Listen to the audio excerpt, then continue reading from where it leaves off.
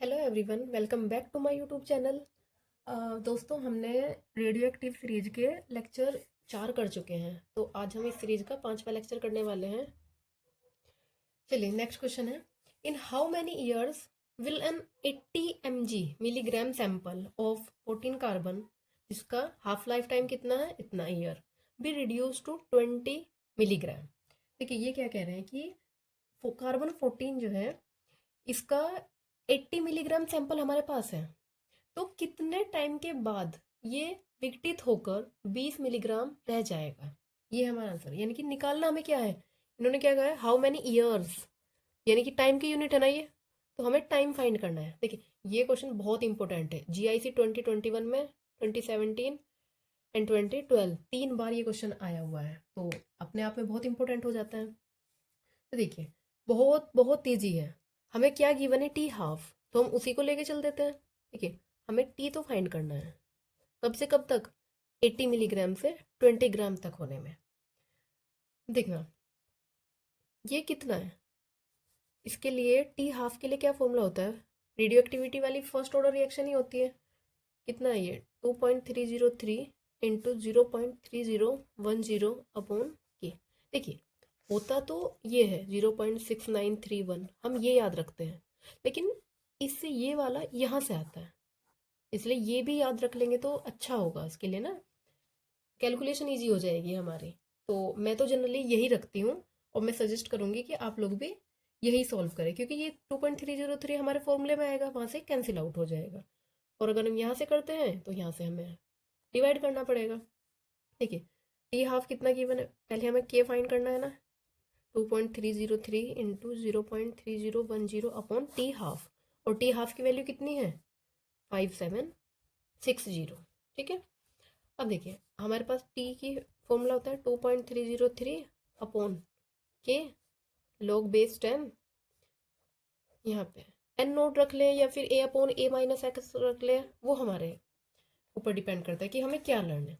ये initial concentration होती है, और ये एन मतलब कितने विघटित, कितना बचा हुआ कंसंट्रेशन है, वो है।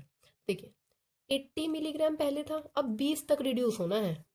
पहले 80 ईयर कहाँ तक रिड्यूस करना है, 20 तक, यानी कि इसका जो 60 है वो क्या हो गया, 60 mg रिड्यूस, ये है रिड्यूस। तो बचा हुआ कितना है ये, तो हमारी एन नोट की वैल्यू है 80 एंड एन की वैल्यू है 20।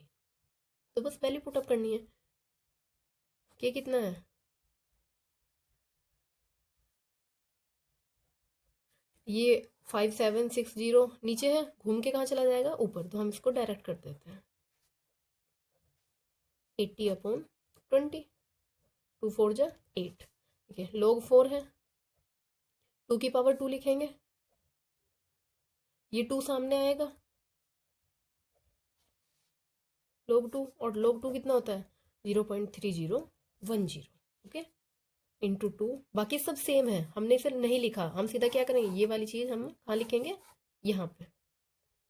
देखो, फास्ट तो नहीं हो रहा है ज़्यादा, वीडियो को आप पॉज करके देख लीजिएगा अगर फास्ट हो, क्योंकि हमें अपनी कैलकुलेशन को इजी करना है। हमारा पेपर सब्जेक्टिव नहीं है, हमारा पेपर ऑब्जेक्टिव है।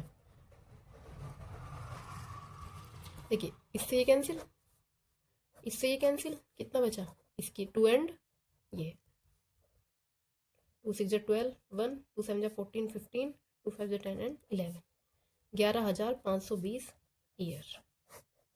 इतने टाइम, 11,520 ईयर, इतने टाइम में क्या हो जाएगा, हमारा जो सैंपल है 80 मिलीग्राम से 20 मिलीग्राम तक रिड्यूस हो जाएगा।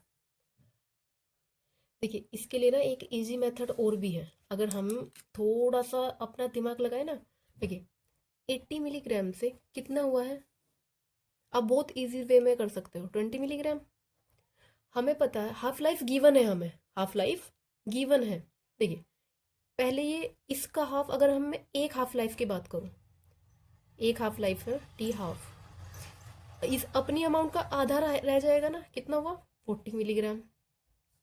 अगर मैं दूसरी हाफ लाइफ की बात करूँ, ये N1 और ये N2 मान लिया मैंने, तो अपनी इनिशियल कंसंट्रेशन का, इस वाली कंसंट्रेशन का हाफ कितना होता है, 20 mg, इतना। इसका मतलब ये दो हाफ लाइफ में ना कितना पहुंच गया, 20 मिलीग्राम। तो बस आंसर आ तो गया हमारा, टी हाफ कितना है, इतना।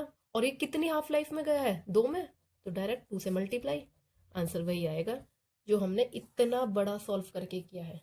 तो आप ऐसे भी कर सकते हैं। देखिए लॉन्ग मेथड हमें आना चाहिए, क्योंकि बाई चांस हम ये दिमाग में क्लिक ना हुआ तो हम फॉर्मूले याद हों तभी हम ये सब कर पाएंगे। अगर ये आता होगा तभी हमारे दिमाग में यहाँ तक पहुँच पाएगा, हमारा दिमाग इतना सोचेगा, अदरवाइज इतना सोच नहीं पाएगा। आई होप आपको ये क्वेश्चन समझ आया होगा। देखिए नेक्स्ट क्वेश्चन है जो यूकेपीएससी लेक्चरर 2020 में आया हुआ है हमारे उत्तराखंड में ही। मैं आपको इसको पढ़ के बताती हूँ, फिर हम इसका ऑप्शन से आंसर करेंगे। क्वेश्चन है एक्स जो कि द्वितीय कोटि की अभिक्रिया देता है कि अर्धायुकाल यानी कि a species x that is consumed in second order reaction has half life which is. तो इसके ऑप्शन पढ़ लेते हैं। इन्होंने ये कहा है कि जो एक्स है ना वो सेकंड ऑर्डर की रिएक्शन देता है, तो इसका हाफ लाइफ होगा, तो ए बी सी करके ऑप्शंस हैं। कौन से ऑप्शन है? इन्होंने कहा inversely proportional to its initial concentration. क्या कह रहे हैं इसमें कि inversely proportional, T half inversely proportional to initial concentration. इसमें ये कह रहे हैं सेकंड ऑर्डर, ध्यान रखना कितना है ये सेकंड ऑर्डर रिएक्शन।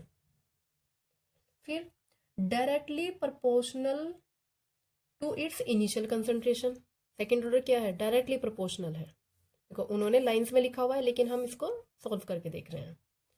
फिर थर्ड है independent of its initial concentration, depend ही नहीं करता है, इंडिपेंडेंट कि कोई भी कांस्टेंट मान लिया हमने। फिर डी ऑप्शन क्या कहा, in directly proportional to the square of its initial concentration.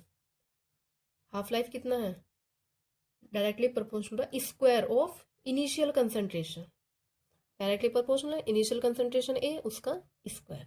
देखिए हम इसे कैसे करेंगे, उसके लिए पहले हमें सेकेंड ऑर्डर रिएक्शन का एक्सप्रेशन पता होना चाहिए। देखो ये होता है T equals to 1/k X upon A minus X, ये हमारा एक्सप्रेशन है इसका। तो हमें क्या टी हाफ निकालना है। टी हाफ कब होगा, जब कोई भी ये ए है जो एक्स है ये इनिशियल कंसंट्रेशन अपना आधा रह जाए, या फिर एक्स ये आधा विघटित हो जाए, बात तो सेम ही है।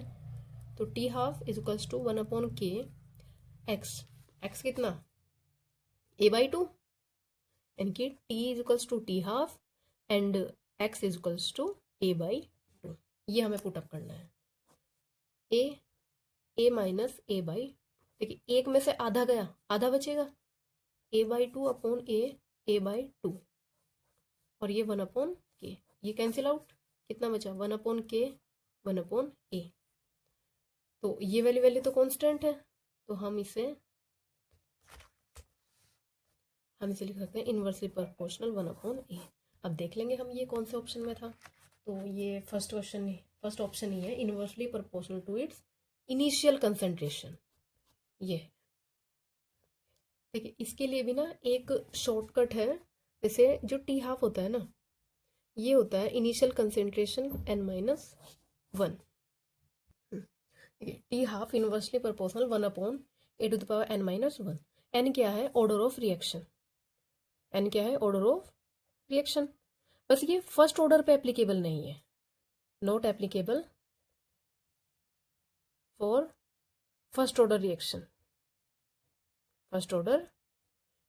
देखिए अगर हम इसमें डायरेक्ट देखना था, सेकेंड ऑर्डर रिएक्शन थी, n की वैल्यू 2, 1/a 2 - 1 कितना हुआ 1, यानी कि डायरेक्टली इनवर्सली प्रोपोर्शनल टू, यहाँ से आ जाता है ये।